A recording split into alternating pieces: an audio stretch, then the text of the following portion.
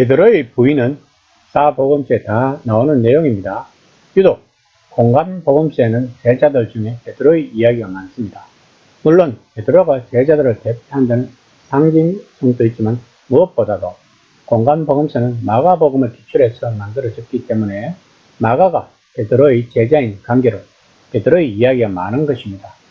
그런데 마가복음과는 상관이 없는 요한복음에서도 베드로가 3번 부인하는 사건에 대해 이야기를 한다는 것은 그만큼 초대교회 성도들에게 주는 메시지가 중요하다는 것을 나타내는 것입니다.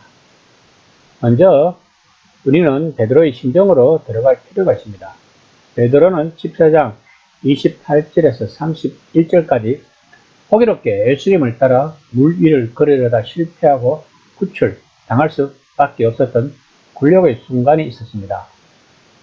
그 당시 베드로는 얼마나 창피했을까요? 또한 베드로는 예수님에게 사탄이라고 꾸지람을 들었을 때 분명 상처도 받고 창피했을 것입니다.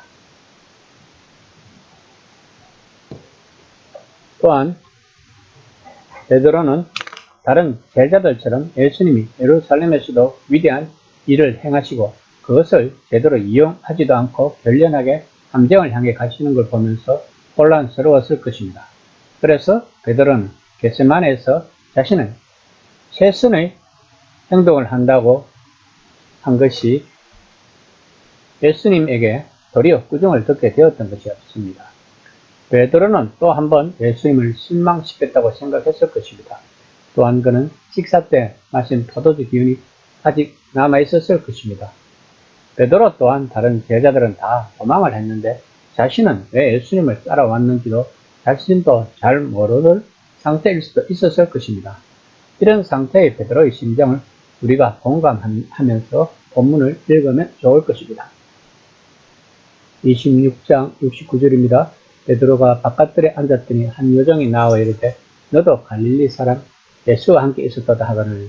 아마도 베드로는 요한의 도움으로 가야바의 집들까지는 들어갔지만 성전 준비대가 지키고 있는 궁전 안으로 들어갈 수 없어 집들 바깥쪽에서 산에 들인 한결을 초조하게 기다리고 있었을 것입니다. 요정이 베드로에게 갈릴리 사람이라고 부른 것은 예루살렘 사람들이 멸시하는 명칭이었다고 볼 수 있습니다. 어쩌면 이 여정은 예루살렘에서 예수님과 함께 있는 것을 보았을 것입니다. 이에 베드로는 자신도 모르게 그 여정의 말을 부인합니다. 26장 70절입니다. 베드로가 모든 사람 앞에서 부인하여 이르되 나는 내가 무슨 말을 하는지 알지 못하겠노라 하며. 마태는 10장 33절에서 누구든지 사람 앞에서 나를 부인하면 나도 하늘에 계신 내 아버지 앞에서 저를 부인하리라는 말씀을 기록하고 있었습니다. 그러면 지금 베드로는 그 말씀에 적용된다는 것을 말하고 있는 것일까요? 이후 베드로는 예수님이 말씀하신 대로 2번 부인하게 된다고 마태는 기록하고 있습니다. 26장 75절입니다. 이에 베드로가 예수의 말씀에 닭 울기 전에 내가 3번 나를 부인하니라 하심이 생각나서 밖에 나가서 심히 통곡하니라. 본문에 나오는 베드로의 눈물은 다음 장에 나오는 유다와 중요한 차이를 보여줍니다. 즉 진정한 회개와 단순한 후회는 아주 다르다는 것입니다. 바울은 고린도 교회에 보낸 편지에서 그 점을 지적합니다. 고린도후서 7장 10절입니다. 하나님의 뜻대로 하는 근심은 후회할 것이 없는 구원에 이르게 하는 회개를 이루는 것이요 세상 근심은 사망을 이루는 것이니라. 다시 말하면 베드로의 눈물은 비록 수치스럽고 굴욕스럽고 참담했지만 그것은 생명의 표기였고 유다의 분노와 비통, 곧장 죽음으로 이어졌다는 것을 알 수 있습니다. 즉 같은 눈물이지만 하나는 생명으로 하나는 죽음으로 이끌었다는 것입니다. 베드로의 이야기가 이처럼 적나라할 정도로 자세하게 4권의 복음서에 기록하고 있다는 것은 각각의 저자들은 첫 독자들에게 주고 싶은 메시지가 있었다는 것입니다.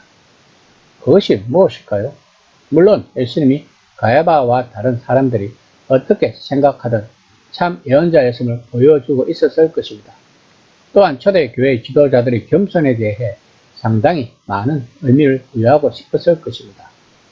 초대교회에서는 시작은 뜨거웠지만 도중에 열기가 식은 사람들도 많았을 것입니다.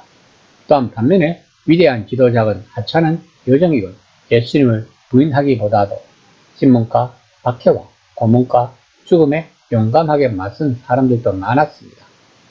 아마도 이들은 베드로가 3번이나 예수님을 부인한 본문에 어떤 힘을 얻었을까요? 예수님을 부인한다는 것은 참으로 슬픈 일입니다.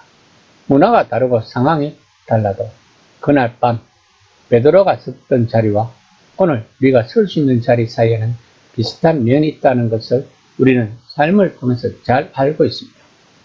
그래서 우리들은 그런 상황 속에서 우리도 모르게 예수님이 원하시지 않는다는 것을 알면서도 행동하는 것을 알 수 있습니다. 이런 우리들에게 오늘 본문은 어떻게 다가오는 것일까요?